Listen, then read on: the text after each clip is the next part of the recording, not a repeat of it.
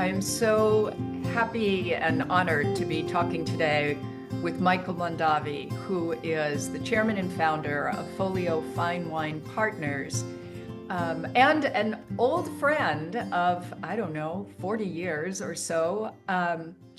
And Michael, I also want to personally thank you for being a supporter of Come Over October. It is October, and here we are talking and doing what we love to do, which is tasting wine and sharing it. I'm going to taste some of Oh, your wine here. yummy. Beautiful. This is your red wine with this Yeah. beautiful label of vine roots. We'll talk about that wine in a minute, but to start out, let me get your perspective because you have a very long perspective on the California wine industry, on the American wine culture. You've been in the business essentially since you've been a teenager, maybe before you got even roped in as a kid. Um, how has the wine industry changed, and what has it taught you in all those years?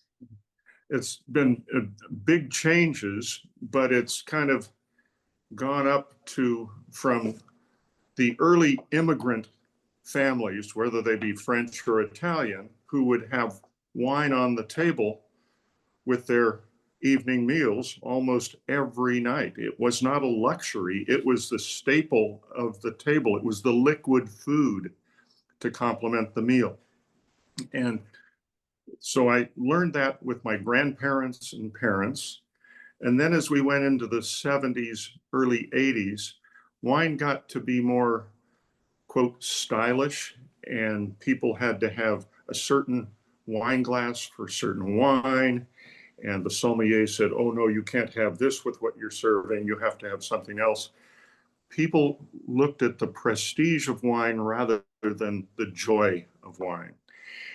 I think we've come not full circle, but we've come to the point where a much broader population enjoys wine because it tastes good. Mhm. They enjoy wine because it's healthy and good for us in moderation. And it helps bring friends together. How often do you see someone bringing a cheesecake to a friend's house when they're invited to dinner? How often do you see them bring, you know, 4 T-bone steaks? Unless it's potluck, you don't do that. But it's normal to bring a nice bottle of wine to your host. And Mhm. so wine has become more and more of the culture of America, and particularly the younger people who are moving fast and doing a lot of texting instead of talking. I think wine gives them an opportunity to slow down, have a conversation with one another, and just enjoy people. Yeah, I know we sometimes say around Come Over October that wine has been making friends for 8,000 years, but it's true that it has this magical ability to connect people, and I think joy is the right word for it. But is all of I mean, there are fancy wines, right? And there are times for really elegant, expensive, world-renowned wines. And then there are get the party started kind of Yeah. wines. And wouldn't you say there's room for both of them, though? Absolutely. In fact, I have a wonderful wine cellar that I've collected for decades, and many great wines from Europe, many great wines from California, Napa. And most of the time, I drink what you'd refer to as just a nice red wine or a nice white wine. Mm. Um, you don't have a fancy 4 course dinner every night. You, we eat plainly most of the time. Hopefully, we eat healthy. And if you want to eat even more healthy, enjoy it with a glass or two of wine. Yeah.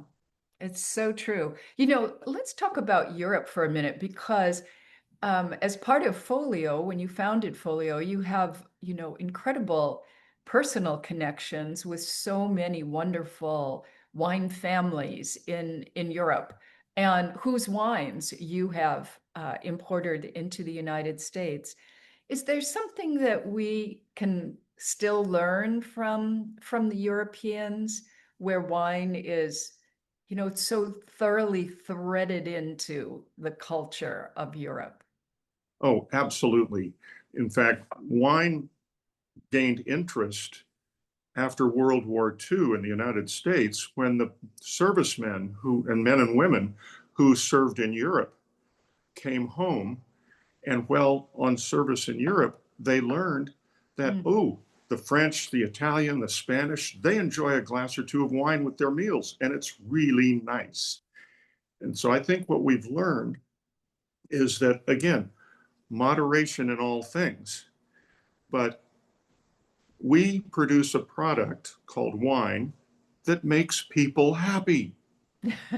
What a concept. Yeah, how many other products or businesses sell something that make people happy?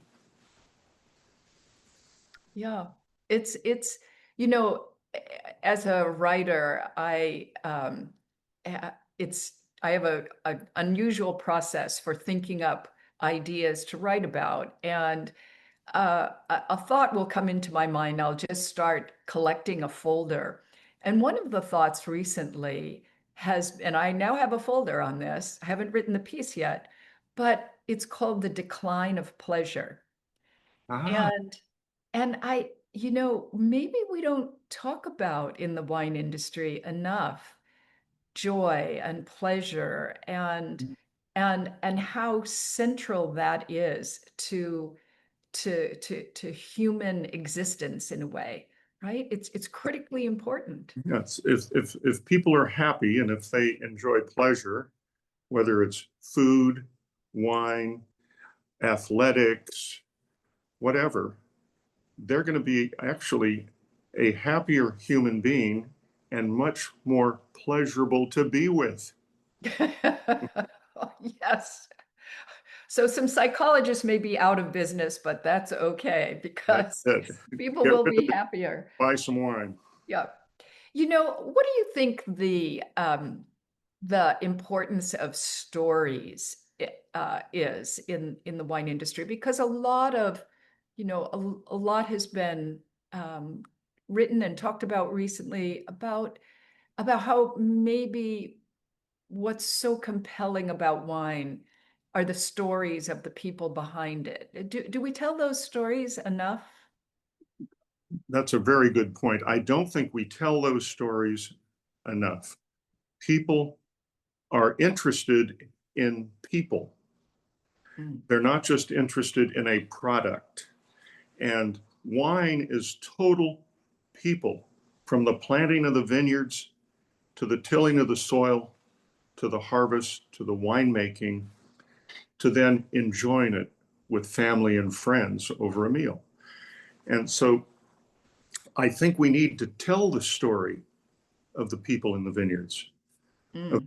winemakers, of if the owner is not a winemaker, why did that owner get interested and become a winemaker or a winery owner? And all of these stories are interesting and compelling. And I find that when I close my mouth and use my eyes and ears, I'm learning something. And usually you learn more breaking bread, enjoying a meal with a glass of wine and friends. You know, about a month or so ago, I was talking to the great Italian chef Lydia Bastianich and cookbook author. She's And wonderful. she is wonderful. And she said something that struck me as quite profound. She said, "Why do you think so many business deals are done over food and wine? And often in restaurants, but even if not in a restaurant, Mhm. around a table." And she said, That's not by coincidence. Wine and food open you up, they make you receptive to ideas. And it's she said, I think if you go back in history, you know, 80% of all the great business deals ever have been made over food and wine. You must feel that way.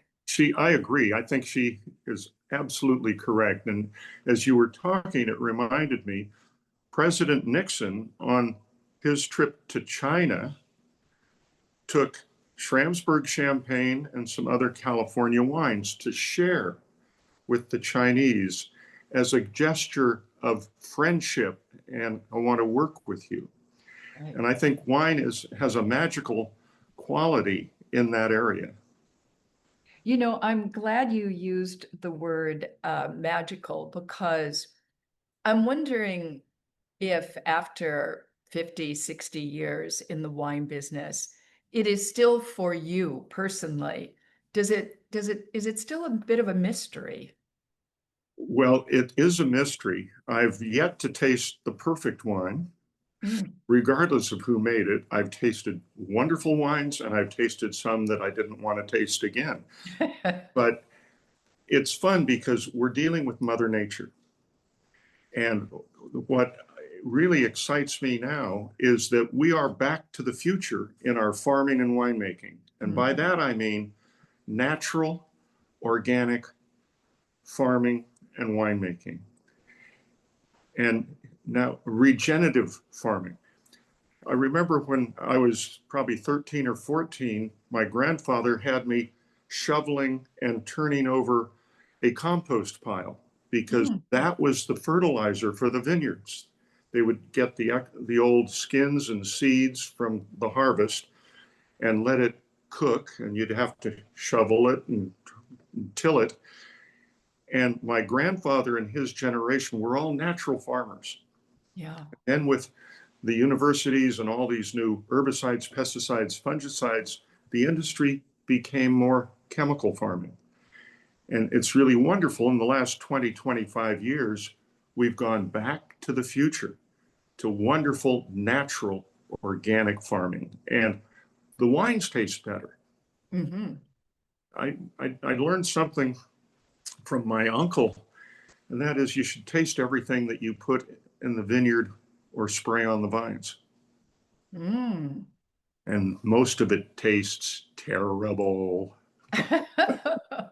Well, also you wouldn't want to, that would stop you right there from putting bad chemicals into the Yeah, vineyard.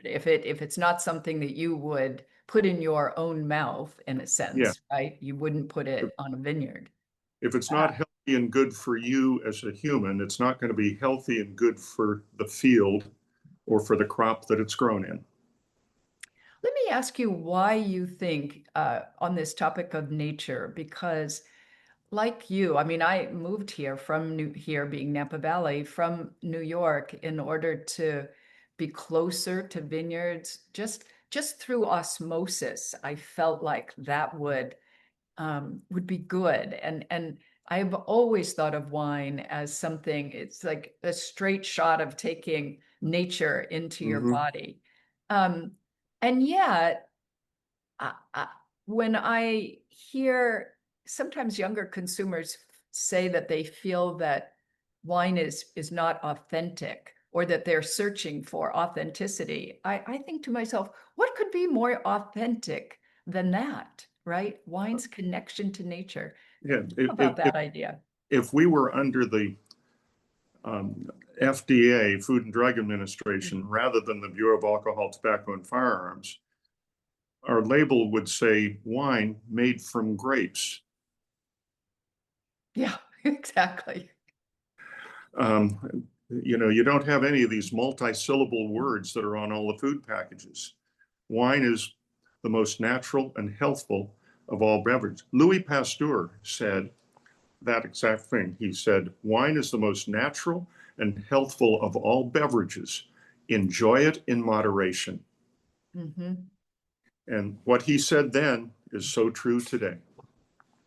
One of the great moments in the history of wine was Pasteur's discovery that yeasts consume sugar and turn them to alcohol. Yes, Yeah. he was quite the scientist.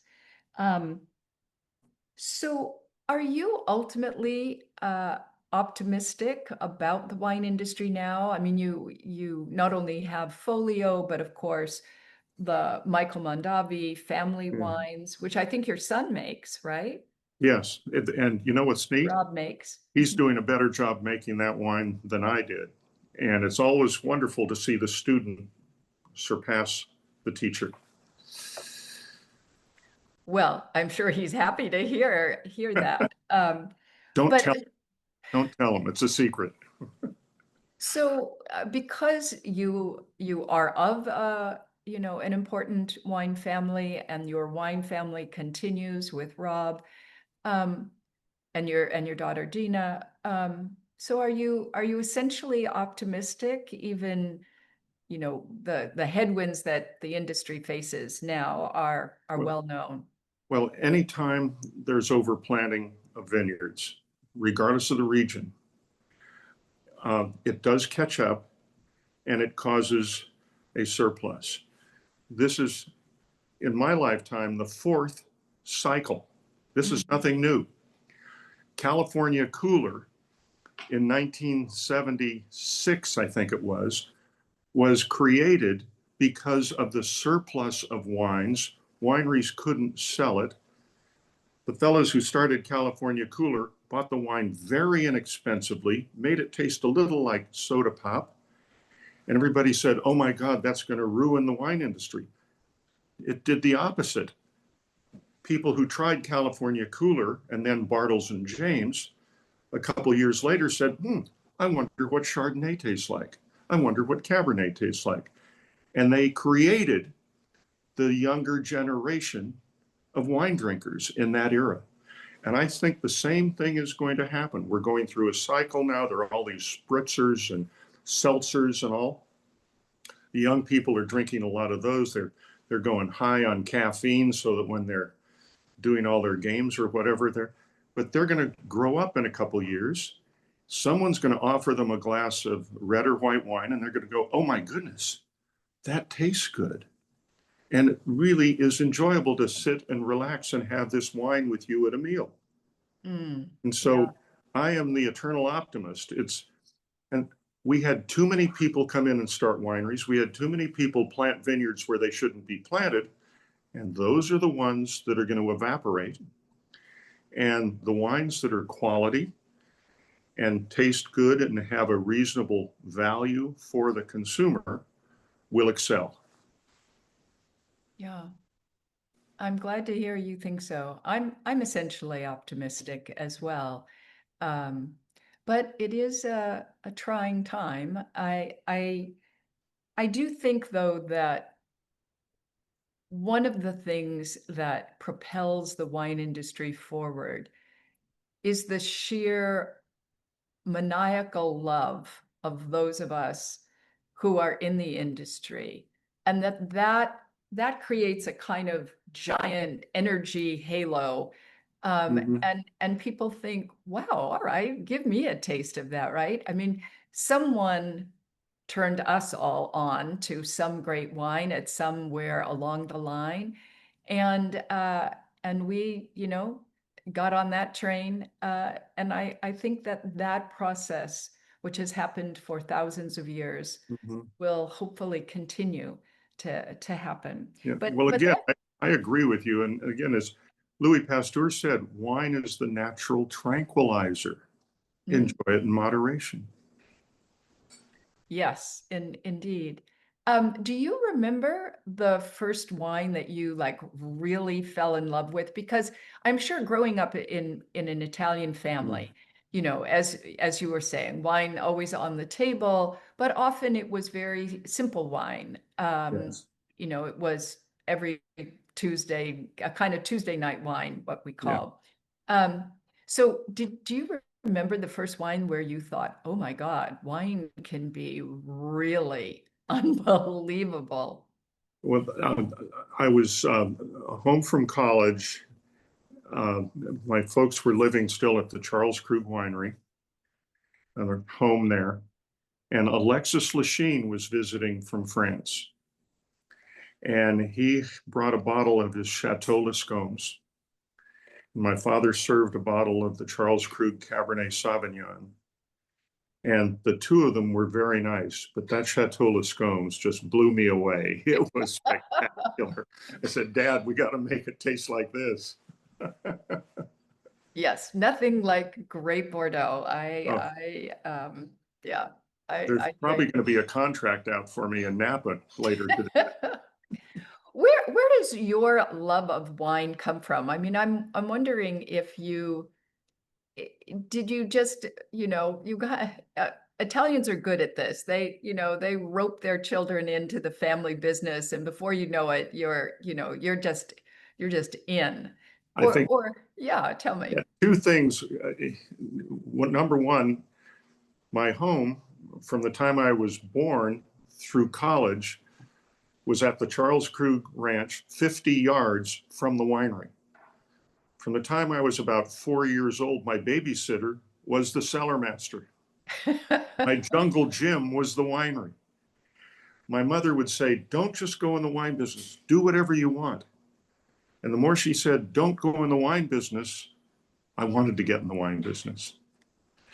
And it was just a love from the agriculture and the open fields and the vineyards to tasting that grape and saying, yes, it's ready to harvest today. Let's pick these grapes and watch them go through the fermentation cycle and then into the barrel and the aging and watch them progress. It's like watching a young child go through college Mm. in 2 years with the Cabernets, in 1 year with the white wines.